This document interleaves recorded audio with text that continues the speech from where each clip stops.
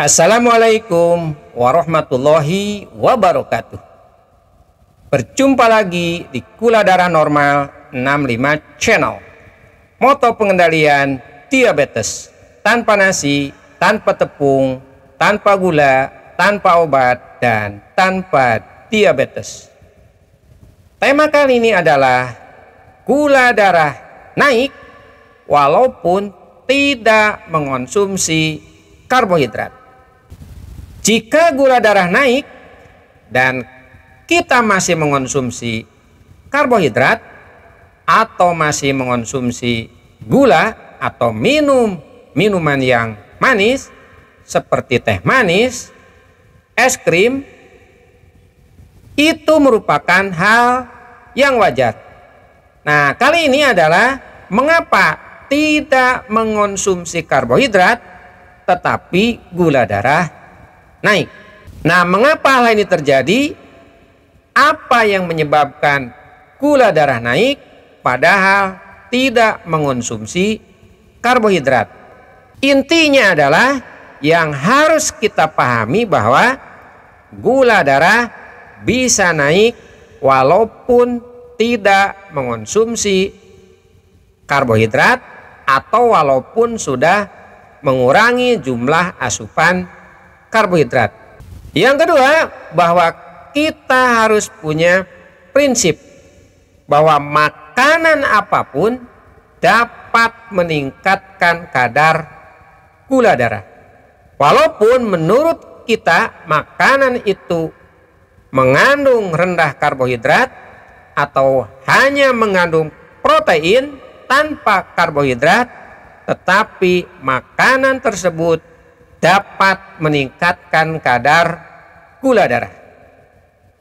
Nah, sebelum saya bahas mengapa makanan selain karbohidrat dapat meningkatkan kadar gula darah, terlebih dahulu apa dampak gula darah tinggi.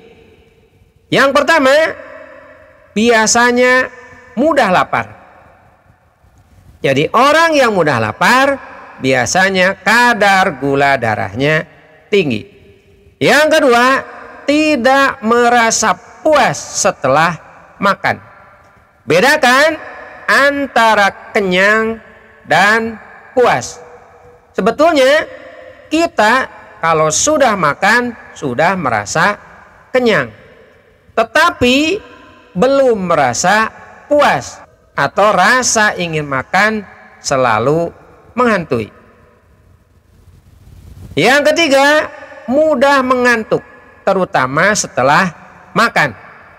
Makanya saya kalau setelah makan biasanya mondar-mandir, tidak duduk diam. Sebab kalau duduk akan mengakibatkan ngantuk. Yang keempat, susah konsentrasi. Ini terasa oleh saya ya, kurang pede di dalam menghadapi sesuatu. Nah, itu salah satunya disebabkan karena kadar gula darah tinggi. Yang kelima, perut buncit atau terjadi penumpukan lemak visceral.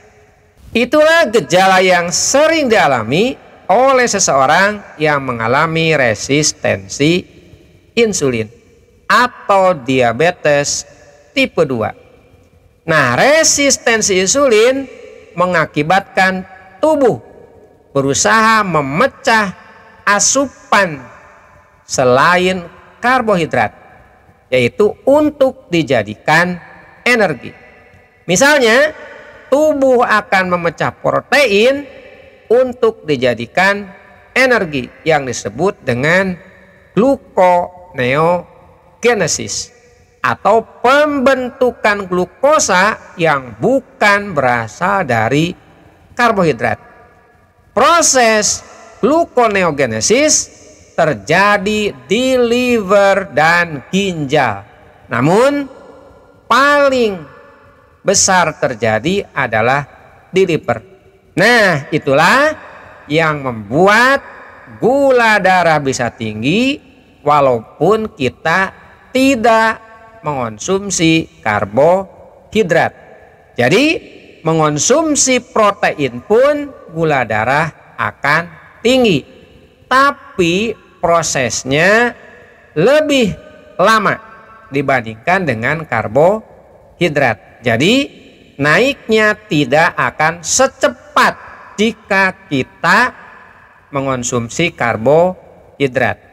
Selain terjadinya gluconeogenesis, penyebab gula darah tinggi yang tidak disebabkan oleh konsumsi karbohidrat adalah yang pertama disebabkan oleh dehidrasi. Kekurangan cairan mengakibatkan darah mengental, sehingga gula akan terkonsentrasi. Akibatnya terjadi kenaikan kadar gula darah.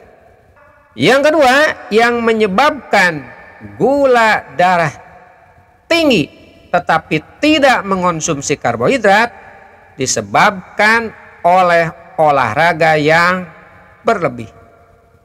Olahraga itu memang bagus, tetapi olahraga yang berlebih dapat berisiko, salah satunya adalah dapat menaikkan kadar gula darah.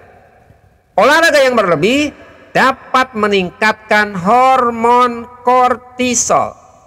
Karena olahraga yang berlebih artinya tubuh mengalami stres fisik.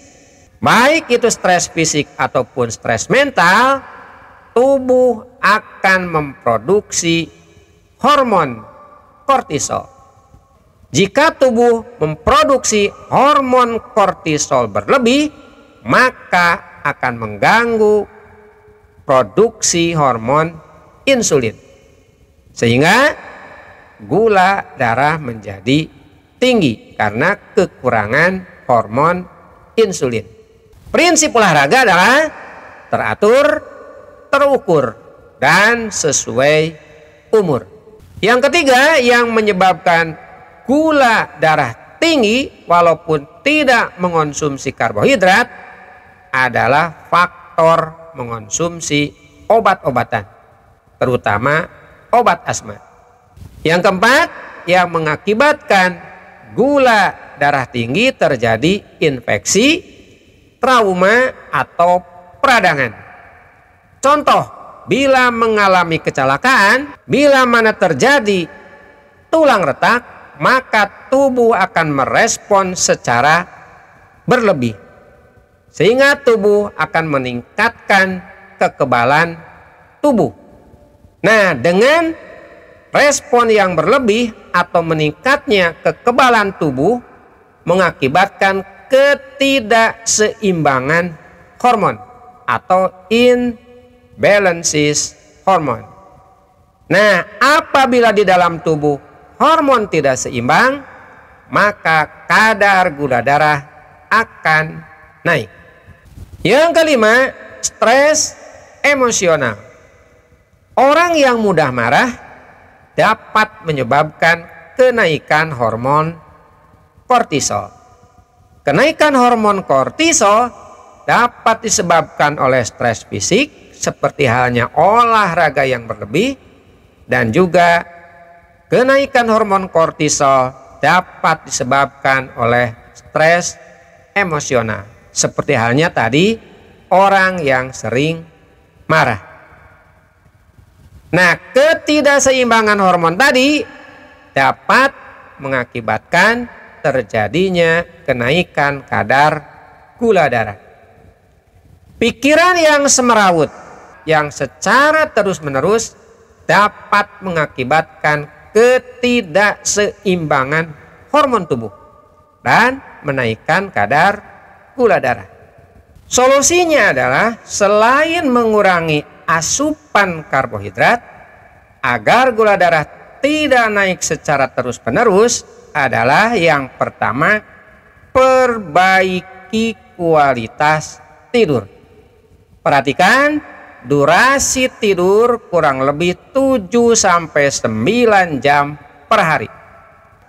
Waktu tidur usahakan di malam hari. Tidur setelah sholat subuh dan tidur di antara sholat asar dan sholat maghrib tidak baik untuk kesehatan dan tidak baik dipandang dari segi agama. Bolehkah tidur di siang hari? Tidur di siang hari yang diperbolehkan adalah sebelum sholat duhur dan sesudah sholat duhur. Tidur juga sebaiknya dilakukan minimal 3 jam setelah makan. Apabila setelah makan langsung tidur, yang saya rasakan detak jantung menjadi cepat. Tidur yang berkualitas dapat menstabilkan stres. Yang kedua, puasa. Puasa yang dilakukan bisa water fasting atau puasa yang stop makan tetapi masih minum minuman tanpa kalori yang disebut dengan istilah intermittent fasting, atau dapat melakukan puasa dry fasting, yaitu puasa dengan stop makan dan stop minum. Misalnya puasa sunnah Senin atau Kamis, puasa selang sehari atau puasa Daud, dan juga puasa Ramadan.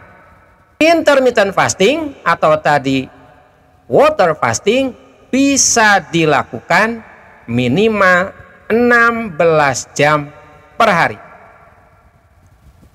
Nah, yang ketiga, perhatikan asupan nutrisi. What you eat, when you eat dapat mempengaruhi terhadap kenaikan kadar gula darah. Perhatikan saat kita buka puasa, asupan nutrisi bukan hanya memperhatikan kalori, tetapi keseimbangan antara makronutrien dan juga mikronutrien. Makronutrien terdiri dari karbohidrat, protein, dan lemak. Nah, mikronutrien terdiri dari mineral dan vitamin. Gizi seimbang disesuaikan dengan kondisi seseorang. Contoh, orang yang mengalami diabetes dengan kondisi kurus, tentunya gizi seimbangnya akan berbeda dengan orang yang diabetes tetapi memiliki badan yang obesitas. Nah, yang diabetes tetapi badannya kurus, gizi seimbangnya bisa low karbohidrat, tinggi protein dengan lemak baik, memperbanyak vitamin D dan juga vitamin B. Itulah paparan yang bisa saya sampaikan, dan agar channel ini semakin berkembang, silakan like, share, komen, dan subscribe. Terima kasih. Assalamualaikum warahmatullahi wabarakatuh.